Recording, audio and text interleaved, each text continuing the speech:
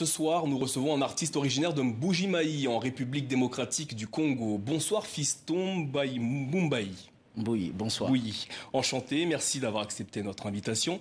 Le public vous a découvert en 2010 lors de la première édition, si je ne me trompe pas, du Télécrochet Vodacom Superstar, qui est co-organisé par la star sénégalaise Akon. À cette époque, quand vous étiez sur scène, lorsque vous vous produisiez, vous imaginiez parcourir autant de chemins? Je vais dire oui ou non, parce que le rêve de tout artiste est d'aller très très loin dans ce qu'il fait.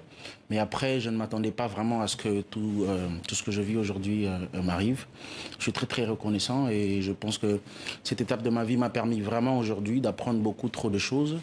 Et notamment comment me tenir sur scène et pas mal de choses, comment vivre dans ce domaine musical. Aujourd'hui, je poursuis ce petit parcours grâce à Dieu.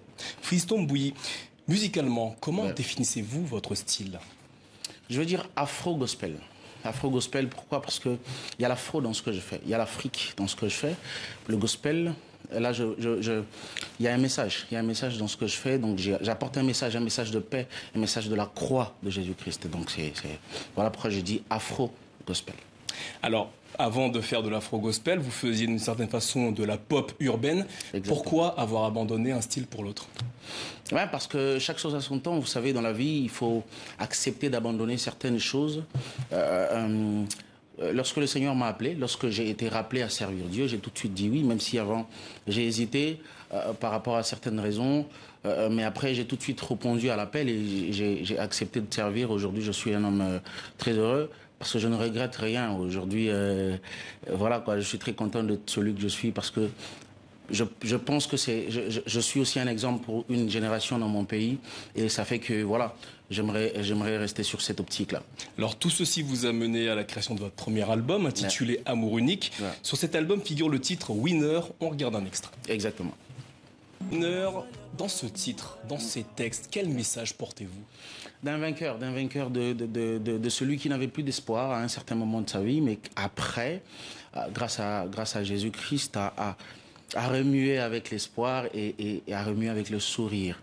Et se rendu compte que sa victoire ne dépend pas de sa force, mais de la croix. Donc ça veut dire que je vis par la victoire et non, voilà quoi. Je veux dire, j'ai déjà acquis la victoire par la croix et moi je ne fais que vivre cela aujourd'hui et je suis très content de cela. Donc c'est pour ça que j'ai dit winner. Donc je suis un vainqueur dans cette chanson. Je veux transmettre cette joie d'un vainqueur que je suis devenu. Alors dans vos textes, vous abordez beaucoup de thèmes liés notamment à la religion. Quelle place la religion occupe dans votre vie, mais aussi dans vos créations artistiques? Je ne parlerai plus, je dirais pas trop la religion, mais je vais plutôt parler de moi. J'ai une expérience particulière avec mon Seigneur, Jésus-Christ.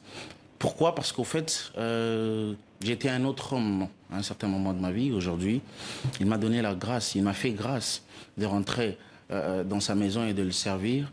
Je sais comprendre la différence entre le monsieur que j'étais avant et celui que je suis devenu aujourd'hui. Et le message que j'apporte n'est pas très religieux d'abord, mais c'est un message de Christ, un message de foi, un message de bonheur, un message de paix que je vis parce qu'il faut vivre certaines choses pour les dire. Et je pense qu'aujourd'hui, je suis à même de dire vraiment que Jésus-Christ est Seigneur et il vit à jamais. Alors, vous êtes actuellement à Paris pour rencontrer votre public, mais également pour enregistrer de nouveaux titres. Quels sont vos prochains projets? Exactement, comme vous venez de le dire, nous sommes sur le tournage de ce clip. Nous avons choisi Paris pour tourner ce clip qui est Zoignonso, le clip d'une chanson qui va sortir très bientôt, qui est Zoignonso, qui sortira bientôt. Alors après, nous avons aussi profité en ce moment-là de conclure avec certaines signatures, avec les promoteurs, parce que nous n'étions pas encore très sûrs d'annoncer des dates avec cette période. Vous comprenez que pendant cette période, c'est très compliqué. Mais bientôt, il y aura des dates que nous allons annoncer pour des concerts. Mais dans un premier temps, c'est la raison de notre présence ici, c'était d'abord pour tourner des clips pour l'album Amour unique dont on parle. En tant qu'artiste, quelles sont les difficultés, notamment liées à la pandémie, que vous rencontrez dans vos créations? C'est très difficile en ce moment, très difficile parce qu'il faut chambouler de temps en temps des choses, il faut tout changer parfois. Vous avez prévu des dates, après vous êtes obligé de changer parce que voilà, les autorités changent tout le temps des choses, mais on essaie de s'adapter. C'est ce que exactement j'essaie de faire ici à Paris pour essayer d'annoncer quelque chose au peuple des dieux qui sont là. Après, je sais que c'est difficile de savoir que je suis là sans annoncer exactement une date, mais je vais le faire dans les jours qui arrivent. Et on aura un concert où nous allons célébrer, nous allons danser, nous allons chanter Winner. Eh ben, j'imagine que votre public pourra suivre tout ça sur les réseaux sociaux, notamment sur Instagram. Merci Fiston Mbouyi d'être venu nous parler notamment de votre actualité sur le joint du plateau Afrique. Merci. On va se quitter sur les images d'un de vos clips. Ça s'intitule Surprise. Ça vous dit quelque chose? Voilà. On va se quitter avec ces images. Merci à vous de nous avoir suivis. On se retrouve demain pour de nouvelles informations en provenance d'Afrique. Belle soirée à tous sur TV5 Monde.